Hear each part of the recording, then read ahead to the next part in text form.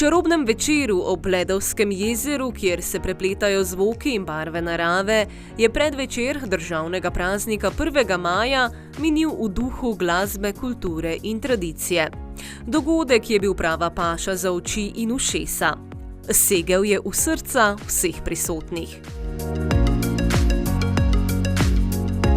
Večerno druženje so zbrani začeli ob čudovitem kulturnem programu, ki so ga s svojimi raznolikimi nastopi obogatili učenci osnovne šole Cankova, srednje šolke iz občine Cankova ter mešani pevski zbor Društva upokojencev Cankova pod vodstvom Mire Huber.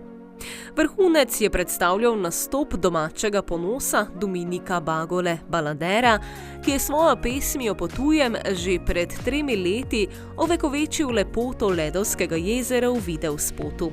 Na samem kresovanju pa je občinstvo z izjemnim glasom in čarobnimi melodijami popeljal na glasbeno potovanje. Občinstvo so nagovorili tudi župan občine Cankova Danilo Kacjan ter slavnostni govornik poslanec Damjan Zrim. Obiskovalci dogodka so bili deležni še tradicionalne povorke z mlajem, ki so ga v bližnjem gozdu že pred samim kresovanjem posekali krajani. Prižiga kar 2 kresov, tako plavajočega na vodi, kot tudi ob obali Ledovskega jezera. Še posebej čarobne trenutke pa je ustvarilo spuščanje lučk iz recikliranih jajčnih lupin, ki so jih pridno pripravile vaščanke in vaščani.